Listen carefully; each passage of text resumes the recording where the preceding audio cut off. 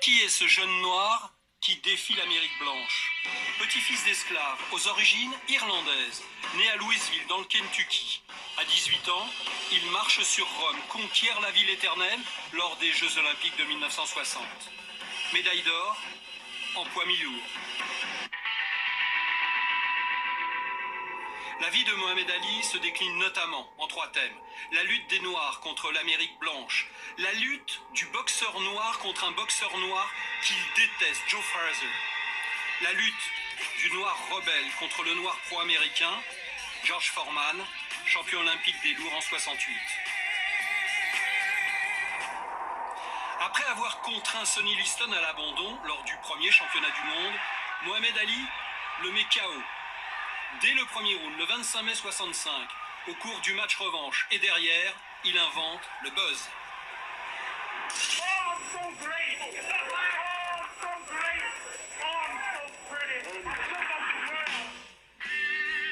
1967, le président Lyndon Johnson s'embourbe au Vietnam.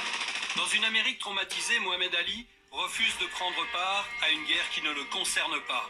Il le proclame haut et fort. Mes ennemis, ce sont les Blancs, pas les Viet Cong, les Chinois, ni les Japonais. Vous me brimez quand j'aspire à la liberté, quand j'aspire à la justice, quand je demande l'égalité. Vous ne me soutenez pas dans ma conviction religieuse ici en Amérique. Et vous voulez que je me batte alors que vous ne me soutenez pas? Ce refus lui coûte son titre. Son appartenance à Nation of Islam accentue sa chute. Côtoyer Elijah Muhammad et Malcolm X déplaît fortement à l'Amérique blanche. Mais le dicton uniquement en Amérique va se vérifier. Ali retrouve ses droits. Et le 8 mars 71, il affronte Joe Frazier pour le titre mondial. C'est alors la bascule, le côté obscur de Mohamed Ali. Ridiculiser son adversaire, surtout quand il s'agit de Frazier. Oscar Bonavera, you're not fighting Sonny Liston, you fighting Joe Frazier. Everybody knows that. That's not the point. That's the point. Y'all, what's your prediction? My prediction, the fight wouldn't go the distance. Oh, it won't go the distance. Stop me. You. How soon? What round? Look, don't let him obligate you. You be out there. I want the best of you. Ce 8 mars 71, le Madison Square Garden affiche complet. 15 rounds épiques pour un championnat du monde inédit. 2 boxeurs invaincus s'affrontent pour le titre suprême. L'un veut le ridiculiser et le démettre, Ali. L'autre veut le rabaisser et le soumettre, Frazier. Voilà, bon, je m'arrête là, hein. Excusez-moi, je m'arrête là. Je voulais aller plus loin, mais bon, il y a la pub, et puis donc, voilà. Bon, veuillez m'excuser. Là, je fais cette vidéo pour rendre hommage au très grand monsieur, Mohamed Ali, vous l'avez reconnu. Mais pourquoi? Mais parce que, en fait, là, on est en période de Jeux Olympiques à Tokyo. Ça devait avoir lieu en 2020, pour des raisons que vous savez, hein, c'est-à-dire la pandémie. Donc, ça a été reporté à cette année. Voilà. Donc, ils ont commencé les compétitions depuis maintenant quelques jours ou quelques semaines. Et moi, je tenais à faire cette vidéo pour rappeler toujours l'engagement politique, la conscience politique. Vous voyez, Mohamed Ali, alors, bon, c'est, j'allais dire, mon idole hein, depuis l'enfance, et c'est toujours resté intact, parce que quelqu'un comme lui, qui est surnommé The Greatest, c'est-à-dire le plus grand, hein, énorme, énorme. Il est champion du monde de boxe, donc à l'âge de 22 ans, mais auparavant, il était champion olympique à l'âge de 18 ans. Vous voyez, Ali donc, est né en 1942, hein, et puis il est mort le 3 juin 2016. On a perdu un très, très grand monsieur, mais qui a marqué l'histoire ô combien, ô combien. Il y en a beaucoup, beaucoup, personne ne peut arriver à sa cheville. Et il y a un geste symbolique qu'il a posé sur le grand avenue là-bas à Hollywood. Lui, compte tenu justement de sa conscience ou son engagement religieux, il a demandé à ce que son nom ne soit pas marqué par terre. Vous vous rendez compte, qui est-ce qui peut faire ça? Il est unique en son genre, Mohamed Ali. Donc c'est de lui dont il s'agit. Donc auparavant, son nom de quand il était né, enfin quand il est né, je l'avais appelé Cassius Marcellus Clay Junior, excusez-moi. Et donc ça c'était de la période du 17 janvier 42 jusqu'en 1964. Et c'est à partir de 64 que tout bascule. En 64, donc il s'est fait appeler Mohamed Ali dorénavant parce qu'il s'est converti à la Nation of Islam. Vous voyez? Donc il est décédé, donc aujourd'hui nous sommes en 2021, ça fait 64, à l'âge de 74 ans, puisque c'est en 2016. Vous voyez? Il avait 74 ans, le monsieur, le très très grand monsieur. Hein, moi, vous savez, mes références, c'est ça. Hein, c'est-à-dire, j'ai cité Cheikh Anta Diop dans ma précédente vidéo, il y a Aimé Césaire, et puis Mohamed Ali, voilà, on a tout au complet là. C'est pour moi le top des tops, hein, la crème des crèmes. Les choses sont claires. Donc, je dis que voilà, il est champion olympique en 1960, donc c'était au JO comment on dit, de Rome. Voilà, il avait que 18 ans, champion olympique. Et puis après, il devient champion du monde en combien 22 ans, enfin à l'âge de 22 ans, voilà. Et il crée le buzz. C'est lui qui est le père du buzz. Aujourd'hui, avec la nouvelle génération, il parle de buzz en long et en travers, en long et en large. Mais lui, c'est lui le créateur du buzz, hein, comme vous avez pu voir. Donc je vais vous donner le lien. Hein, je vais vous envoyer le lien quand je vais diffuser la vidéo naturellement. Et puis aujourd'hui, c'est une chance formidable, je ne peux pas le cesser de le dire, que comme on est à l'heure des réseaux sociaux, l'heure d'Internet, eh bien, ce très grand monsieur, vous pouvez regarder les documentaires, ses interviews, ses conférences, enfin bon, il a dépassé le cadre de la boxe, et moi, c'est ce qui me plaît beaucoup, vous voyez. Et donc, évidemment, je vais en venir à ceux d'aujourd'hui. Parce que lui, à son époque, il avait refusé d'aller au Vietnam, vous voyez. Et il disait à l'époque, au slogan qui était très connu, que ils m'ont rien fait, les Viet Cong. Ici, dans ce pays, aux États-Unis, on nie ma qualité de citoyen. Je ne suis pas reconnu, je n'ai pas mes droits civiques, donc comment voulez-vous que j'aille faire la guerre pour un pays qui ne me reconnaît pas en tant que tel? Vous voyez. Mais aujourd'hui, on est dans une situation qui est beaucoup plus grave. Moi, je pense que ce qu'on vit aujourd'hui est sans précédent, parce que, évidemment, l'impact n'est pas direct, mais ça va se jouer sur les années qui viennent, hein, l'impact de cette situation dans laquelle on vit. C'est pour ça que quand on essaie de comparer avec les guerres qui ont eu lieu, aussi bien la première que la deuxième, ou les autres guerres, que ce soit la guerre d'Algérie ou Indochine et tout ça, ben, évidemment que c'est brutal, mais ça s'est fait, j'allais dire, un coup sec. Or là, ce qu'on vit là, mais pendant des années qui viennent, il va y avoir des répercussions énormes à tous les niveaux. Sur le plan économique, ça c'est pas très grave, mais c'est surtout. Et puis bon, ça a des impacts évidemment sur la vie humaine. Voilà, parce que les gens qui perdent leur business, il y en a qui se flinguent, il y en a qui se suicident et tout ça, bon, vous comprenez. Voilà. Donc son adversaire à l'époque redoutable, c'était Joe Frazier. C'est ça qui a marqué l'histoire, parce que leur combat, c'était le combat des titans, le combat des grands. C'était vraiment l'adversaire le plus redoutable.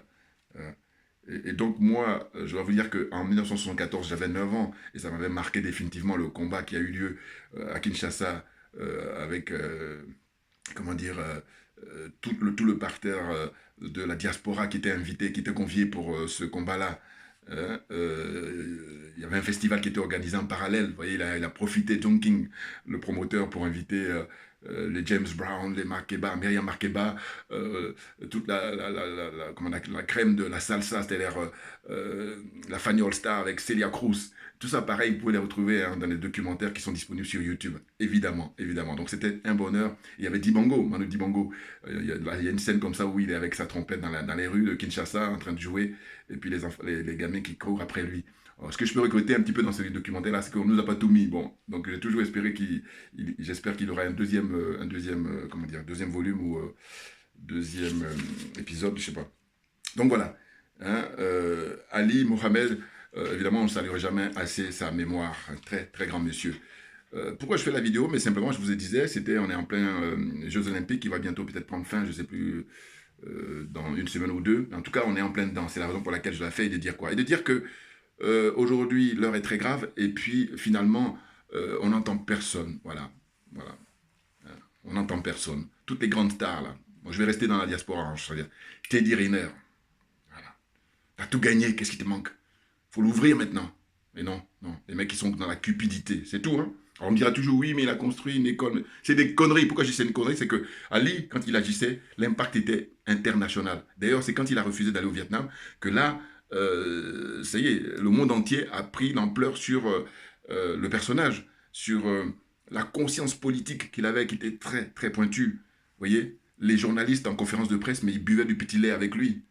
Vous voyez, donc c'était clair. C'était du petit lait parce que il avait beaucoup d'humour. Et puis, bon, évidemment, lui, l'arrogance, c'est trop peu de le dire. La pudeur, c'est trop peu que de le dire. Enfin bon, comme il s'est surnommé The Great Text, enfin, hein, et puis son slogan, évidemment, que vous n'avez pas oublié, qui est vole comme un papillon et pique comme une abeille. voyez. Donc, Ali, il a marqué son époque. Et j'allais dire, on n'est pas prêt de revoir quelqu'un comme ça, de cette envergure. Et donc aujourd'hui, les Kylian Mbappé, encore que Mbappé, il vient de commencer. Mais bon, toujours est-il que, moi, ce que je leur dis, je dis, écoutez, si vous n'avez pas la force qu'avait Mohamed Ali, mais au moins financez les frères et sœurs. Hein, parce que quand je dis ça, je pense toujours à Madame Yamb et je pense toujours à Kémy Seba, le frère Kémy Seba. Voilà, je pense à eux, entre autres, hein, entre autres. Voilà, il faut les financer à mort. Mais oui, parce qu'il faut en découdre. Or là, c'est là où vous avez, je dis, j'appelle ça une circonstance aggravante, c'est que vous n'avez pas la force qu'on peut comprendre. Mais par contre, ben, financez, parce que les autres en face, comme je dis toujours, c'est ce qu'eux ils font. Mais oui. Donc c'est ça que je ne comprends pas. Hein, on est là, on fait des petites écoles, on finance des... Mais non, mais il faut arrêter. Ça, c'est facile, moi, je veux dire. Parce que ce que vous avez comme cachet, j'allais dire, je ne connais pas quelqu'un, voilà. C'est pour ça que je dis que c'est facile. Ce qui est intéressant, c'est plutôt maintenant prendre conscience et de se dire, mais Ali, quand il faisait ça à l'époque, ça fait avancer, vous ne pouvez pas imaginer la cause noire. Et bien évidemment. Il était d'ailleurs dans le viseur de la CIA et que dis-je même du FBI, mais surtout de la CIA, parce que quand on a assassiné Malcolm X, il était le prochain sur la liste, naturellement. Naturellement. Alors, qu'est-ce qui s'est passé? Bon, allez savoir. Mais en tous les cas, il était sur écoute, Ali, évidemment. Parce que dès lors que tu as une conscience politique comme ça très prononcée, et puis sans gêne à dire dans toutes les conférences de presse, il dénonçait le fait que les Noirs n'ont pas, comment on appelle ça, la reconnaissance au niveau de leurs droits, ben, il perd son titre d'ailleurs. Hein. Il perd son titre quand il a refusé d'aller au Vietnam. Et le titre, il a pu le reconquérir qu'en 1974, le combat organisé par Dong King à Kinshasa, l'ancien Zaïre, vous voyez, ou RDC, anciennement Zaïre, sous le règne de Mobutu. Bon, j'allais dire Mobutu, c'est là où il a juste 5 points, voilà. C'est-à-dire que dans son histoire, lui, en tant qu'homme politique, moi, je dois lui donner un point, c'est le fait d'avoir organisé le combat entre Mohamed Ali et George Foreman. Voilà, parce qu'à l'époque, il était l'un des rares à avoir accepté d'organiser ce combat-là. Et puis c'était aussi lui pour se rattraper, parce qu'il a tellement se fait pardonner. Donc c'est ça qui lui fait gagner 5 points, voilà. 5 points sur 20, hein, voilà. Parce que sinon, s'il n'y a pas ça, il a 0. Hein, parce que lui, c'est lui qui est responsable de l'assassinat de Lumumba, donc vous comprenez. Bon, ça c'est mon point de vue encore une fois, c'est mon analyse personnelle, vous en doutez bien. Voilà, donc au fond, je dis, voilà, aujourd'hui, on est dans une situation où tous des peureux, tous des trouillards qui sont portés seulement sur le matériel et qui... Moi, mon problème, c'est de dire, il ne faut pas la ramener dans ce cas-là. Voilà. Ne la ramenez pas, cachez-vous. Voilà, c'est ça. Moi, celui qui se cache et puis bouffe son argent, c'est ton problème. Alors, on me dira toujours, oui, mais ils font ce qu'ils veulent. Non, non, non, je suis désolé. Je pense que vous êtes adulé, vous êtes respecté, vous êtes admiré par beaucoup, beaucoup de gens. Eh bien, le service que vous pouvez leur rendre, c'est d'ouvrir votre gueule pour parler, pour dénoncer ce qu'on est en train de vivre actuellement. Oh, personne. Hein. Vous êtes dans la combine. Et puis, comme on dit toujours, qui ne dit rien consent. Tu les vois là. Moi, c'est ça qui me sidère. Quand je dis que je suis sidéré, le mot est faible. En réalité, je ne comprends pas comment les gens font comme si de rien n'était. Ils font comme si de rien n'était. C'est ça qui me sidère. Je dis, mais c'est pas possible. Rien ne va. Hein? La priorité, c'est la liberté. Pour ne même pas dire la liberté absolue. Après, on peut penser à manger. Parce que je dis, si vous avez à manger à gogo, si vous avez à manger sans limite, et que vous êtes dans la trouille, et que vous êtes dans l'angoisse, quel est l'intérêt? Vous êtes dans le stress, quel est l'intérêt? C'est la raison pour laquelle la première des choses, c'est d'abord être en liberté. Et puis après, quand tu es en liberté, bon, mais tout suit, tout baigne, tout se passe à merveille. Vous voyez? Donc, la vidéo d'aujourd'hui, très franchement, ça me titillait, voilà, de rendre hommage à ce très, très grand monsieur qui est Mohamed Ali, hein, qui est parti très tôt, hein, parce qu'à 74 ans, bon, je veux dire, aujourd'hui, avec le progrès de la médecine, même si c'est vrai que... bon, enfin, je ne vais pas trop m'étaler là-dessus, parce que vous comprenez ce que je veux dire. Bon, mais en tous les cas, ce qui est sûr, c'est que il y a quand même un progrès significatif quand on regarde la durée de vie des gens, hein, la longévité de l'être humain. Beaucoup plus les femmes que les hommes naturellement, mais en tous les cas, il y a 30-40 ans, aujourd'hui, les gens vieillissent beaucoup plus. Hein, on est d'accord, on est d'accord. Bon. Donc c'est de dire que hein, tous ces gens-là, hein, les superstars là, hein, même je vais l'étendre aussi sur les gens du showbiz, c'est-à-dire les Youssou N'Dour, ils sont tous plongés dans la franc-maçonnerie. Hein, c'est-à-dire ce que j'appelle la soumission, ce que j'appelle la secte, c'est une secte. Hein, qu'est-ce que j'appelle ce sont des corrompus moralement et matériellement. Ce sont, comment dire, des aliénés. Voilà, le mot que j'affectionne, c'est l'aliénation qui nous pousse à tout ça. Vous voyez? Donc, tous ces gens-là, avec tout l'argent qu'ils ont, j'ai dit, ben écoutez, si vous avez le courage d'Ali, c'est parfait, mais si vous ne l'avez pas, mais au moins financez ceux qui sont courageux, qui montent au créneau, hein, pour en finir avec le mépris qu'on a vis-à-vis de l'homme noir. C'est ça, hein, le mépris qu'on a vis-à-vis de l'Afrique, vis-à-vis du peuple africain. C'est ce rôle-là que vous avez à jouer. Parce que vous avez la chance, par votre génie, par votre énergie, de produire des œuvres qui sont appréciées par un grand nombre, mais en retour, prenez l'exemple sur des anciens qui, eux, ont à faire avancer, en accélérer avec un grand bond. Voilà. Parce que quand tu construis une petite école, là, machin, je dis tout le monde peut faire ça. Parce que moi, si j'ai le cachet que vous avez, j'allais même faire plus. C'est pour ça que je dis, il n'y a pas de mérite en ce moment-là. Ce qui est intéressant, c'est de se distinguer. Parce que, franchement, hein, tout ce que vous gagnez comme grosse fortune, là, allez se faire plaisir, enfin, se donner bonne conscience, parce que très souvent, c'est ça, eux, leur démarche. Ils se donnent bonne conscience en allant, je sais pas, financer un petit truc comme ça, c'est léger, voilà. Moi, j'ai dit, en tant que citoyen, il faut dénoncer, il faut prendre le micro, conférence de presse, et dire, voilà, il y en a ras-le-bol, on ne peut pas, en tant qu'être humain, nous conduire dans cette espèce de gouffre, et là, le mot est faible, voilà, hein, pour éveiller les consciences. C'est de ça dont il s'agit, franchement. Être content de soi avec des médailles, là, n'importe quoi. Très léger. Ah non, mais c'est ça qui est... C'est affligeant, hein. C'est affligeant. Hein? Les Didier Drogba, qui encore que je vais citer des gens très connus qui branlent rien. Ou Magic System. Ils sont là, ils se font plaisir entre eux. Puis, comme je les ai qualifiés, je les qualifierai toujours, parce que je ne crois pas que je me trompe. Alpha Blondy en premier, Tikenja en deuxième, Magic System en troisième. Voilà, ce sont les élèves, les soldats de la France-Afrique, la branche culturelle. Comprenez-le bien. Parce que la France-Afrique a plusieurs branches.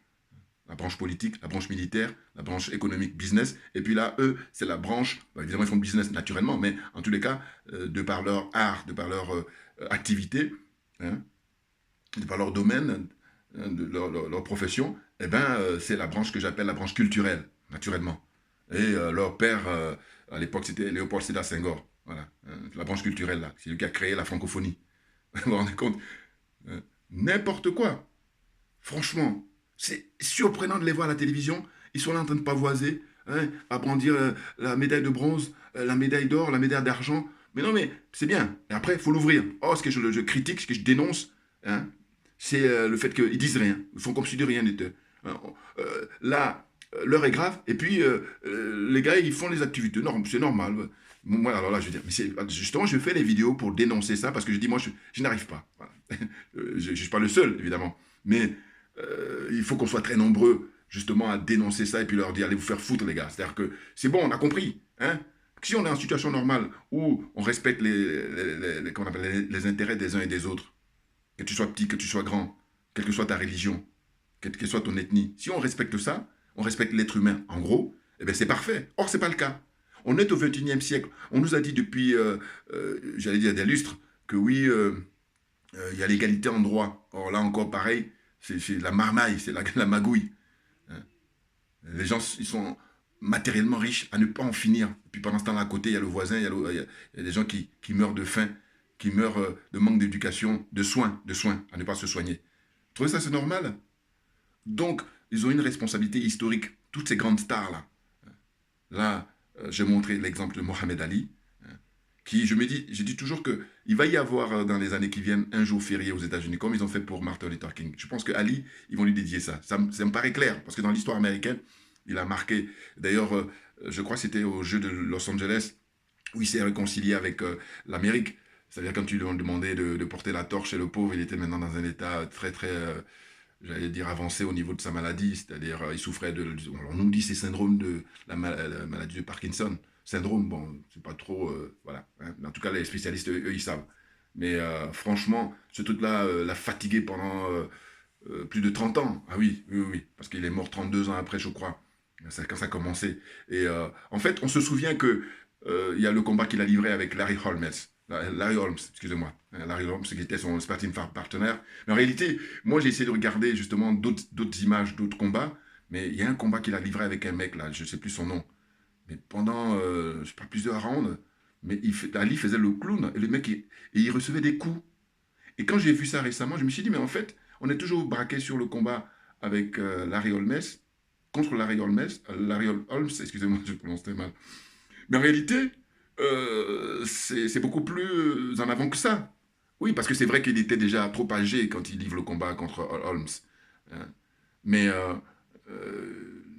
les combats qu'il a livrés auparavant, et avec un bonhomme là, j'oublie le nom, excusez-moi, hein, mais vous pouvez faire des recherches, regardez comme ça, vous allez finir par voir les combats d'Ali, qui ne sont pas très très vieux non plus, mais il y a un mec là, Ali, il danse carrément, mais quand je dis danse, c'est pas ces jeux de jambes habituels là, non, il danse comme on danse du jerk, ou on danse du rock, ou on danse tout ce que vous la rumba, tout ce que vous voulez, mais il danse sur scène, et puis il nargue le mec, pendant ce temps-là, le mec il lui met des coups, et moi je me suis dit, mais ça a commencé par là, mais oui, parce que franchement, alors ce qui est bizarre quand je regarde, ça a duré 6 minutes, mais je me suis dit, mais au final, ça donne quoi? Et ça s'est coupé après. Bon. Enfin bon, bref, tout ça pour dire quoi? Pour dire que le problème de santé qu'il a eu, eh ben, c'est des coups de trop, évidemment. Et puis, moi, à mon petit point de vue, je dis aussi, bon, le fait de gueuler, comme ça fait travailler le cerveau. Donc tout ça mélangé, voilà le pauvre. Mais il a payé pour nous tous. Voilà. Il a payé pour l'humanité, et en particulier pour le peuple noir. Et c'est pour ça que on lui est redevable. Et moi, si je vous dis, c'est mon idole. Moi, chez moi, il y a un gros bouquin. Je crois que, je ne sais pas s'il y a plus gros que ce que j'ai comme bouquin. En tout cas, peut-être que je suis en dessous du bouquin de record, parce qu'il doit y avoir un très très grand bouquin avec la taille humaine. Mais en tous les cas, moi, je crois que le bouquin que j'ai chez moi, qui est dédié à Ali, c'est un album énorme. Et donc, tout ça pour vous dire que vraiment, j'adore ce monsieur, parce que ben, il n'y a rien à dire. Il a dépassé le cadre de la boxe. C'est ça qui m'intéresse le plus. Or, ce que je reproche aujourd'hui à tous ces gens-là, je dis, ils se complaisent et puis ils veulent la ramener. Non, ferme-la, cache-toi, rase les murs. Ben oui, parce que tu ne rends pas vraiment service au peuple. C'est de ça dont il s'agit. Il faut rendre service au peuple. Parce que là, tu marques l'histoire, définitivement. Puis c'est plus intéressant. Autrement, là, d'ailleurs, le plus souvent, quand on regarde là, vos revenus, c'est déductible. Voilà. C'est-à-dire que ça évite de payer les impôts, machin, et tout ça. Donc, quand je disais tout à l'heure que c'est trop facile, mais là encore, à partir du moment où on rentre dans les détails, c'est même pas la peine. Vous n'avez aucun mérite. Vous avez aucun mérite, les gars. Donc, j'ai dit, encore une fois, je me répète, ferme-la, rasez les murs. Venez pas la ramener. C'est ça qui me fatigue quand je les vois là. Ils sont en train de parader. Je dis non, mais franchement, regarde là, des clowns. Voilà. Et là, je suis gentil encore pour utiliser ce terme-là. Hein? Mais sinon, je ne suis pas loin d'utiliser le thème de collabo. Ah bah oui. Non, parce que qui ne dit rien consent. Il y a un système qui nous méprise. Il y a un système qui nous broie. Et vous êtes là, vous, à votre manière, vous y participez. Tout naturellement. C'est clair. Vous comprenez? N'importe quoi. Il y a un frère qui m'a écrit un mail là, me dit, il aime bien quand je dis n'importe quoi. Mais bon, j'aimerais bien dire autre chose, parce que c'est vrai qu'il y en a d'autres que ça doit fatiguer aussi, mais bon, c'est pas évident quand on parle comme ça tout seul, parce que c'est vrai que si j'avais une interview, je crois que j'aurais une autre approche au niveau de pouvoir m'exprimer, naturellement, vous comprendrez. Et j'espère que vous allez être indulgents. Voilà, en tout cas, vous êtes encore de plus en plus nombreux, hein, parce que là, ça y est, j'ai franchi le cap pour les 500 abonnés là, sachant qu'auparavant, avant que YouTube ne ferme mon compte, je suis monté à plus de 15 000 abonnés. Hein, et c'est là où j'ai dit, mais les mecs, ils jouent pas franc jeu. Mais oui, moi, je suis quelqu'un qui adore être fair play. Voilà. Vous voyez, voilà, là, c'est le t-shirt. Et puis derrière, pour vous dire qu'on est toujours au taquet hein, par rapport à la zone CFA. C'est ça qui sacrifie beaucoup d'Africains depuis des décennies, depuis 1945. Vous comprenez? Donc, c'est le combat ultime. Hein. Je dis au XXIe siècle, hein, des Africains, notre combat ultime, c'est lutter, c'est faire en finir avec l'aliénation, en finir avec la corruption. C'est le top des tops, c'est la corruption. Et puis en finir avec le complexe. Voilà. Donc merci à vous tous de me suivre de plus en plus à nouveau. Ça fait plaisir et ça me donne beaucoup d'énergie pour continuer le combat. C'est clair, on lâche rien. D'ailleurs, on n'a pas le choix. Et puis un big up à ceux qui sont évidemment dans la philosophie d'Ali, de Mohamed Ali. Voilà, le plus grand, le greatest. C'est très émouvant quand on voit les images. Et puis, avant de terminer, j'allais oublier, il y a Mike Tyson, voilà, un des géants aussi, qui admirait beaucoup Ali. Et puis, il disait que lui, justement, il avait été frappé, hein, il avait été complètement perturbé, le combat qu'a livré Ali à l'époque contre Larry Holmes. Et ça avait accéléré son handicap, vous voyez. Et du coup, à chaque fois, il rendait hommage à Mohamed Ali. Hein, ce brillant champion qui est aussi hors catégorie. Mais bon, Ali, c'est très difficile de pouvoir atteindre parce que il est sorti du cadre de la boxe. Voilà. Même il était beaucoup plus brillant que beaucoup d'hommes politiques. Voilà. Quand il s'exprimait comme ça, avec la grandiloquence, hein, à l'aise. Puis la comédie qui jouait et tout. Non, un être extraordinaire. Merci bien et puis à très bientôt. Merci beaucoup.